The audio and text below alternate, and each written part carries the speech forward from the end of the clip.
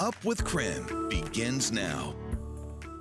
Good morning, everybody, and thank you so much for joining us on Up with KREM. Happy Friday, everybody, or Fry-yay if you celebrate. I'm Christian Garza. Tim has the morning off. We also want to welcome you if you're streaming us on KREM 2+. Starting with weather this morning, let's bring in meteorologist Thomas Patrick. Good morning, Thomas. Yeah, good Friday morning, Christian. Good Friday morning indeed. It is finally here, and I'm sure that everyone at home is thinking the same thing we are, unless you work weekends. I'm so sorry for you. Now, is it fair to say that this is possibly going to be the nicest weekend that we've had so far this year weather-wise, Thomas? Yeah, definitely, Christian. The spring weather is here. This is what at least most people have been asking for. Honestly, the bigger question is, are we officially done with the snowfall? That I cannot promise, because March and April and even sometimes May, it can always snow in the inland Northwest, but we'll cross that bridge if that does ever appear into our immediate forecast. But for the time being, it's all about the spring-like weather. Yes, still cool in the morning at 32 degrees right now, but high temperatures clearly in the 50s, if not even pushing 60 degrees. If you're looking for these 60s, look over southeastern Washington and towards Lewiston, low 60s in that region of the inland Northwest. Thank you, Thomas. And here's a live look at the traffic impact this morning. Right now, we're looking at I-90 and State Line. As you can see, we seem to have some sort of delay here, but the sun is just coming up. On Up with KREM, we bring you weather and traffic together every 30 minutes.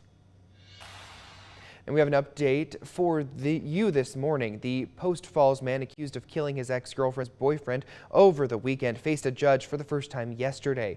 Police arrested Jason Rook just Wednesday night in Coeur d'Alene, and he'd been on the run since Sunday. He is booked in the Kootenai County Jail with murder and burglary charges, and he has no bail set at this time. The victim, 46-year-old Nathan Rogers, had a business on Lakeside Avenue called the Inland Kava Bar. Neighboring business owners say Rogers was starting to make a name for himself and his business in the downtown area. When a person in the community that started to learn to meet people, that you start seeing him every other day, every day. You're just walking down the street, grabbing a cup of coffee, and he's around doing his job, and that's just done now. And it's abrupt and quick, and it's sad. It's really sad. The community also describes Rogers as a stand-up guy who wanted to bring a new type of relaxing experience for the people in Coeur d'Alene. There is a GoFundMe set up for Rogers' loved ones as they are still processing their loss. This morning, Pullman police say their chief, Jake Opgenorth, has not been reinstated. Now, he's been on administrative leave since December over allegations of domestic violence and sexual assault from his ex-girlfriend. Wednesday, a Whitman County judge denied a protection order against Opgenorth, effectively closing the case. But WSP told KREM 2 News an investigation into the chief is still ongoing. We also reached out to Opgenorth's lawyer for comment on the ruling. He said, quote, "We hope and expect this ruling brings closure to the matter, and Chief Opgenorth looks forward to returning to his work serving the Pullman community. We will continue to bring you updates on this case." Happening today, President Donald Trump and Ukrainian President Volodymyr Zelensky are set to sign a closely watched mineral deal. So far, President Trump has refused to offer solid security guarantees to Ukraine to fend off any future Russian invasion. Instead, he presented his own vision for a U.S. presence in the country to mine for rare minerals. This comes despite President Trump's recent rhetoric calling his Ukrainian counterpart a dictator. I get along with both. I have a very good relationship with President Putin. I think I have a very good relationship with President Zelensky. Mr. President, do you still think that Mr. Zelensky is a dictator?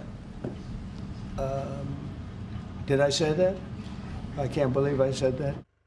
Many Ukrainians fear a hastily negotiated peace with too many concessions to Russia would allow the country to rearm and launch a future invasion.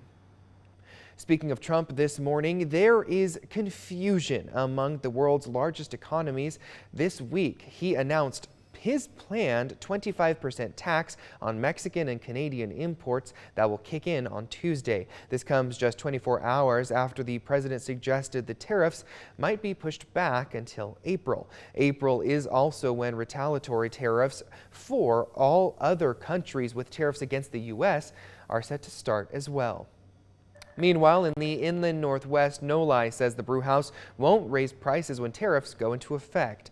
The 25% tariff could have an impact to local breweries that rely on aluminum from Canada to can their products. Nolai says the company is taking a leadership role in keeping craft beer accessible and prices low. There's tariffs, there's price increases on every single thing that is involved in making beer. So from lids to cans to malt to barley to hops to water, everything is going up. Nolai called beer a, quote, affordable luxury and says the company wants to keep it that way for customers. In Idaho, experts say Idaho is strong enough to power through the challenges tariffs and rising inflation bring them. Our news partners at the Bonner County Daily Bee report experts with the Idaho Department of Labor say the state's combination of low employment and rising wages give the economy durability, but they warn the economy won't be this strong forever. The growth Idaho is enjoying now is starting to slow as inflation causes higher mortgage rates. That's leading fewer people to move to the state. Idaho will need to fill over 100,000 jobs in the coming decade, which won't be easy without new arrivals.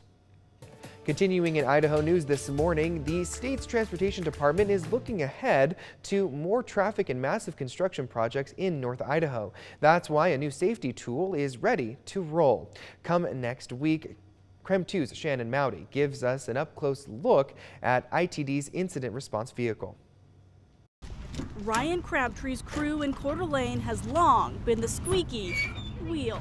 So on board we carry stuff to be able to handle minor hazmat. So finally, having a new tool to take on minor emergencies makes this a major deal. Our family and friends drive on these roads, and so having that out there is just another layer of protection for the people we care about and the people of Idaho. Next week, an ITD driver will roll out in the district's new incident response vehicle, patrolling portions of US 95 and I-90. By far, that is our highest traffic volume area and highest number of incidents. We're trying to get the best bang for the buck, essentially. Just in time for the construction boom, expanding the interstate to 4 lanes next summer.